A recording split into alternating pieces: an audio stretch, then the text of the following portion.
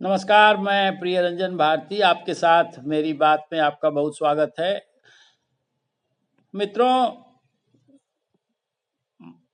समस्या को अवसर में बदलने की कला उदाहरण बन जाती है। उदाहरण इसलिए बनती है कि उसको एक नए साँचे में ढालकर अगर आप मिसाल खड़ी करते हैं तो वो दुनिया के लिए एक ऐसी मिसाल बनती है जिससे आपकी शोहरत तो बढ़ती ही है, आपके बारे में लोगों की धारणा भी बदल जाती है। भारतीय जनता पार्टी नेतृत्व ने जिस तरह से 3 राज्यों में बहुमत हासिल करने के बाद मोदी मैजिक करिश्मा निकल के आने के बाद जो अब अपने मुख्यमंत्रियों के चयन में राह निकाली है, वो एक तरह से नजीर है देश के बाकी राजनीतिक दलों के लिए और राजनीतिक कार्यकर्ताओं समेत जो एक परिपाटी चलाए जा रहे थे नेताओं की तरफ से। इस तरह की कोशिशें की जाती रही थी कि जो सत्ता में है उसे ही बने रहने देने की आतुरता दिखाते हुए ठोक बजा करके वही पुरानी लीक पर सत्ता की गाड़ी को ले चलने की कवायद करने वाले लोग इससे एक सबक सीखने के लिए अब उनको सामने आना पड़ा है।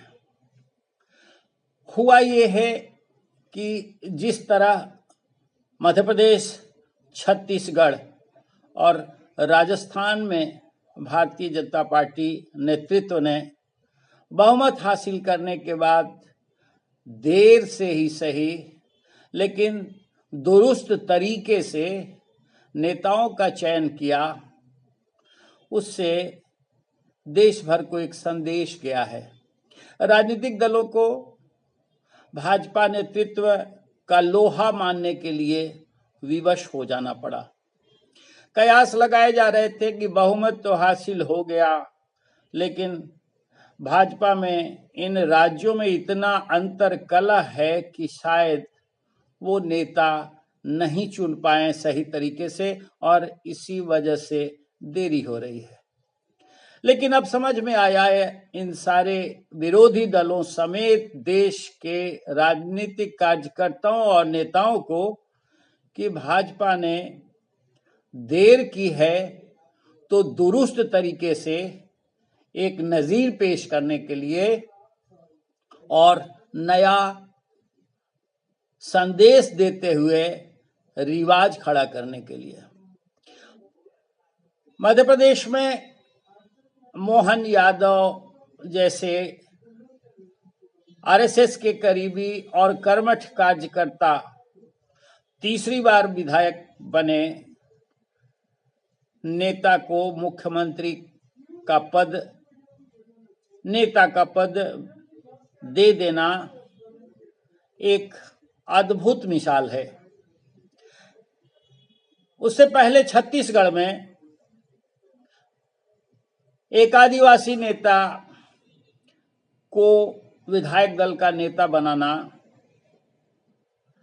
जिस तरह से भारतीय जनता पार्टी नेतृत्व ने ये काम किया, उससे ये संदेश गया कि वंचित समाज को, अति पिछड़ा समाज को और जो जनजातीय समूह है उनको आगे लाकर मुख्य धारा में शामिल करने के लिए भारतीय जनता पार्टी कटिबद्ध है और इसमें तनिक भी देर नहीं करती है। सबसे पहला काम छत्तीसगढ़ में कृष्णनंदन साय को मुख्यमंत्री बनाकर भारतीय जनता पार्टी ने ये संदेश दिया। इससे पहले राष्ट्रपति के चुनाव में भी एक जनजातीय महिला नेता को आगे कर राष्ट्रपति बनवा कर भी भारतीय जनता पार्टी ने ये संदेश दिया कि वो जनजातीय समूह के नेताओं को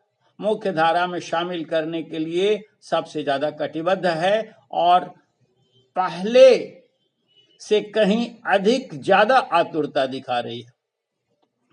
छत्तीसगढ़ में उसकी पुनरावृत्ति लगभग कर दी, क्योंकि जनजातीय बहुल इस प्रदेश में भारतीय जनता पार्टी ने रमन सिंह और दूसरे नेताओं का जो वर्चस्व था उसको भी किनारे करते हुए एकदम से वंचित समाज जो विकास की धारा में बहुत पीछे है उसको आगे लाकर खड़ा कर दिया और इसके साथ ये संदेश दिया कि भाजपा वैसे हर कार्यकर्ता को, हर नेता को अहमियत देता है, उसके लिए प्रधानमंत्री या मुख्यमंत्री, राष्ट्रपति, राज्यपाल जैसा कोई भी पद वो धारण कर सकता है। सिर्फ उसकी एक भावना काफी होती है कि वो समर्पित है राष्ट्र के प्रति और पार्टी के प्रति वफादारी, ईमानदारी है, उसके समर्पण में कहीं कोई कमी नहीं है।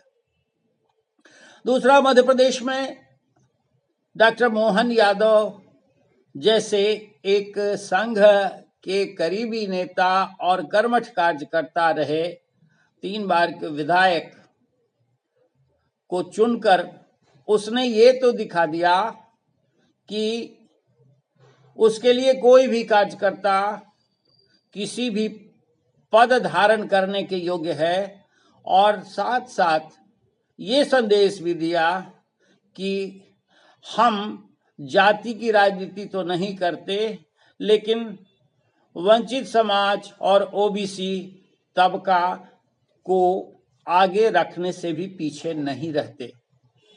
अभी तक जो ट्रेंड है वो शायद देश भर में किसी यादव नेता को मुख्यमंत्री किसी राष्ट्रीय दल ने या किसी भी क्षेत्रीय दल ने नहीं बना रखा है। ये भारतीय जनता पार्टी का पहला ऐसा मौका होगा जब अभी वर्तमान में किसी राज्य में कोई ओबीसी यानी यादव नेता मुख्यमंत्री की शपथ लेगा। डॉक्टर मोहन यादव की नियुक्ति के साथ ये भी स्पष्ट हो गया कि भारतीय जनता पार्टी एक ऐसी पार्टी है जहां का कोई अदना सा कार्यकर्ता भी मुख्यमंत्री और प्रधानमंत्री बन सकता है। उसके लिए कोई योग्यता नहीं है, योग्यता है तो सिर्फ इतनी ही भर कि वो पार्टी और राष्ट्र के प्रति, देश के प्रति समर्पित हो, समर्पित भावना से काम करता हो।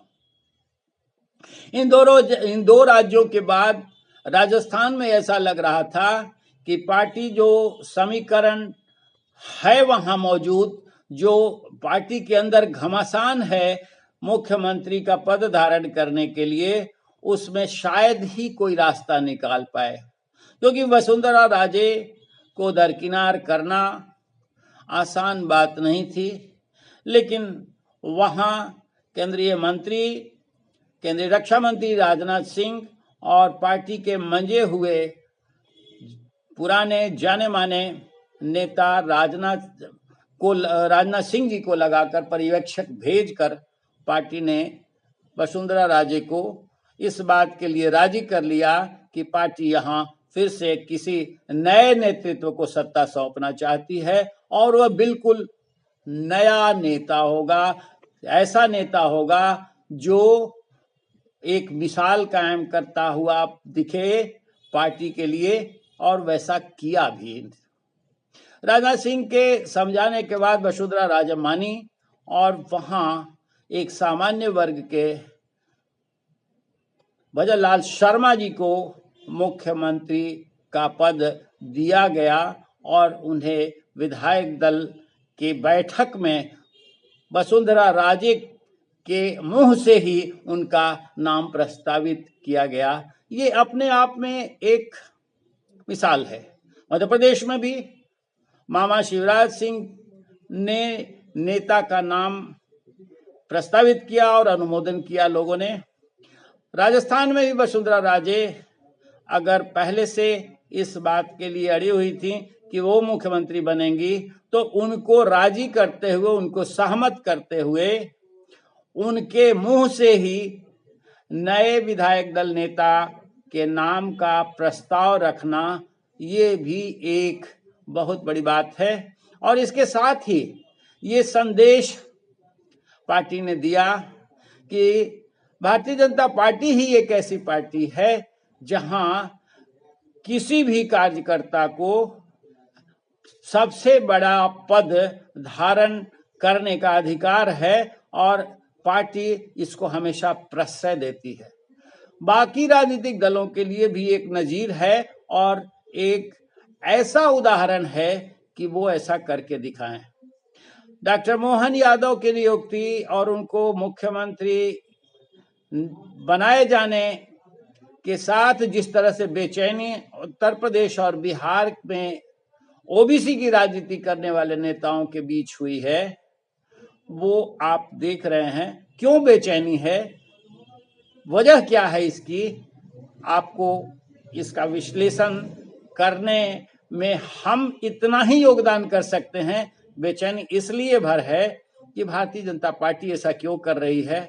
वो ओबीसी कार्ड खेलने की तैयारी कर चुके हैं, बल्कि ओबीसी कार्ड चुनाव में खेलने वाले इंडिया गठबंधन के नेताओं को मात देते हुए कैसे किसी ओबीसी को मुख्यमंत्री का पद दिला गई, ये बेचैनी है। और इसलिए भी बेचैनी है, इसलिए भी अकुलाहट है कि वो ऐसा क्यों नहीं कर पाए जो सिर्फ पिछड़ा राजनीति ही करने के माहिर हैं। जाति आधारित गणना को लेकर हो या फिर आरक्षण की धार मोटी करके ये राग अलापना हो, सिर्फ और ये पार्टियां यही करती आ रही हैं। लेकिन भारतीय जनता पार्टी के इस कदम से इन सब की राजनीति का स्टंट धराशायी हो गया है और आने वाले लोकसभा चुनाव के लिए भारतीय जनता पार्टी ने शतरंज के मोहरे अपने शतरंज की बिसात ऐसी बिछा दी है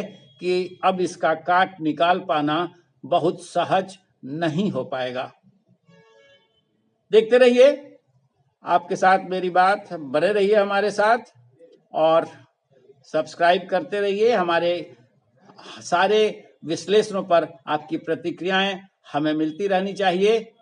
किसी और विषय पर फिर आपसे बात करेंगे। आज के लिए बस इतना ही, आज्ञा दीजिए। नमस्कार।